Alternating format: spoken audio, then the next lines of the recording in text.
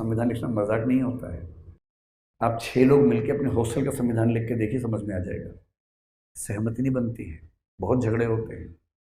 संविधान लिखना इतनी बड़ी कवायद थी। 7वें संविधान संशोधन में नेहरू जी ने भाग ख राज्यों को संविधान से हटा दिया और वो सारे राज्य भाग क सामान्य राज्य बन गए। खूब चिल्लाए राजे रजवाड़े, पर वो तो तय था, एक लोकतंत्र में राजा क्यों चलेंगे, उन्हें खत्म होना ही पड़ेगा। समय जब बदलता है तो समय बदलने के साथ चीजें बदलती हैं, बदलनी चाहिए। आगे चलकर इंदिरा गांधी ने प्रीवी पर्स को भी हटा दिया संविधान संशोधन करके, सब बराबर हो गए। आईसीएस के मामले में सरकार कुछ खास कर नहीं पाई, और वो आईसीएस जो लाट साहब थे, भाई गाड़ी में चल रहे हैं, 25-30 गाड़ियां चल रही हैं लाल बत्ती वाली, टाई टाई टाई करते हुए। आईसीएस गांव जाएगा? लाट साहब है, गांव का आदमी आएगा आईसीएस के पास? आईसीएस क्यों गांव जाएगा? और उस समय का आईसीएस जब जिला संभालता था, ध्यान रखना है, उस समय के जिले आज के छोटे राज्यों के बराबर साइज के थे, बहुत बड़े जिले हुआ करते थे। और जिले के प्रमुख के पास जिला जज का काम भी होता था। वो केवल एडमिनिस्ट्रेटिव हेड नहीं था, वो जुडिशियल हेड भी था। सारी पावर्स एक व्यक्ति में, आईसीएस, और वो लाट साहब। उस लाट साहब से प्रधानमंत्री और मुख्यमंत्री कह रहे हैं कि आम आदमी की सहायता करो भाई। वो आम आदमी के मोहल्ले में जाने के मूड में नहीं है।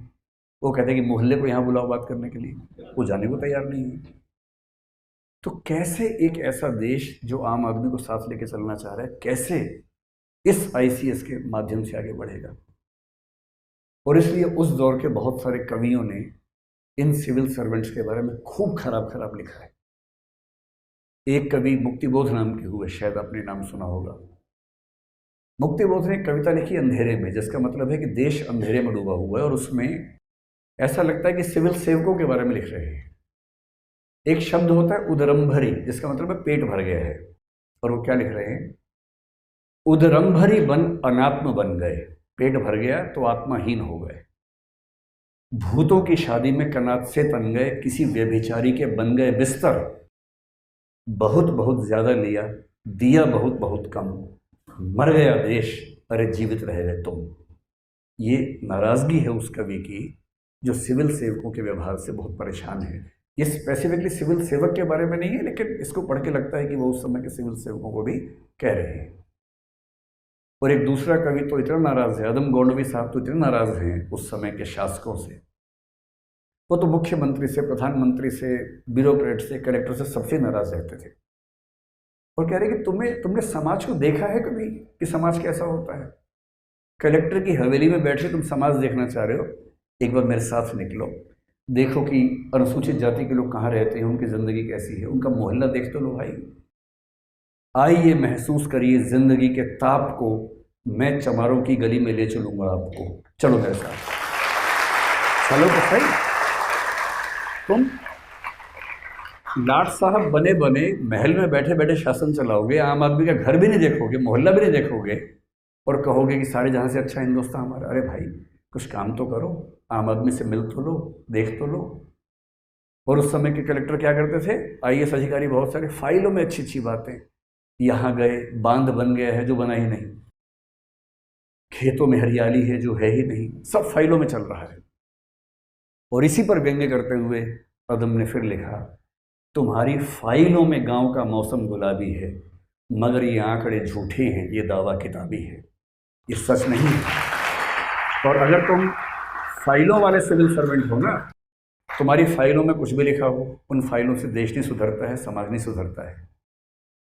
इसलिए हमें वो सिविल सेवक चाहिए जो आम आदमी के पास जा सकते हो, जिनमें कंपैशन हो, करुणा हो, संवेदना हो, समाज के वंचित वर्गों को मुख्य धारा में लाने के लिए कमिटमेंट का भाव हो, डेडिकेशन का भाव हो। अगर आप वैसे सिविल सर्वेंट हो सकते हैं तो सिविल सर्वेंट होने का मज़ा है, वरना तो सत्ता के भूखे लोग हजारों लाखों दुनिया में हैं ही, एक आप या एक मैं भी हो जाएंगे तो उससे क्या फर्क पड़ेगा। 1990 तक हमारी कोशिश यही रही, हमारे सारे प्रधानमंत्रियों ने, जब जनता पार्टी की सरकार बनी उस समय भी ये बात बार बार आई कि भाई सिविल सेवकों को ना लोक सेवक बनना है, पब्लिक सर्वेंट बनना है, लाट साहब नहीं बनना है, आम आदमी के पक्ष में आना है। हमारी पूरी कोशिश क्या थी कि समाजवादी रास्ते पर चलते हुए आम आदमी तक वितरण मूलक न्याय, डिस्ट्रीब्यूटिव जस्टिस पहुंचाएं। जैसे पीडीएस है, पब्लिक डिस्ट्रीब्यूशन सिस्टम है, वो आम आदमी को ठीक से मिले, राशन ठीक से मिले। हमने रिजर्वेशन पॉलिसी बनाई तो रिजर्वेशन ठीक से उस व्यक्ति को मिले जिसको मिलना चाहिए। ऐसा ना हो कि रिजर्वेशन के नाम पर लूट मच जाए और कुछ लोग उसका गलत फायदा उठाएं और जिसको सच में देना था वो वहां तक पहुंच ही ना पाए, जो कि हमारे देश में कई पैमाने पर दिखता भी है कि जिस व्यक्ति के लिए रिजर्वेशन दरअसल हमने दिया उस तक पहुंचा कि नहीं, इस पर बात नहीं होती है। और हुआ क्या है, कुछ वंचित समूहों के अंदर अगड़े समूह बन गए हैं, सारा फायदा वो उठा लेते हैं, और जो सचमुच वंचित व्यक्ति है उसे आरक्षण मिला नहीं। समाज ने एक कोशिश की भी और उसका फायदा हुआ भी नहीं।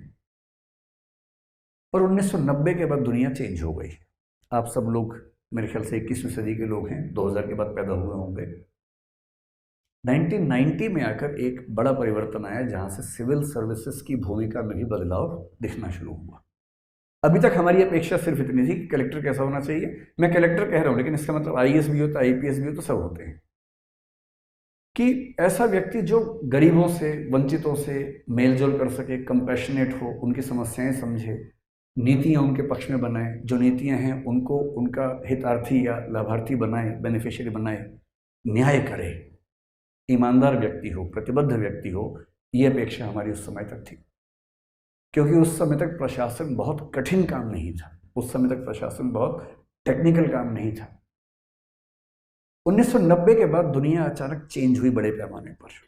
और ये चेंज क्यों हुआ?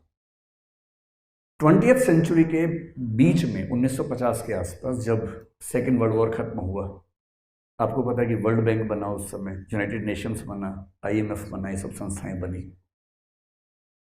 धीरे धीरे एक विचार बदलना शुरू हुआ, एक विचारधारा पैदा हुई जिसको नियो लिबरलिज्म कहते हैं, नव उदारवाद कहते हैं। आपने शायद इसका नाम सुना होगा कई बार, आजकल खूब जिक्र आता है इस विचारधारा का।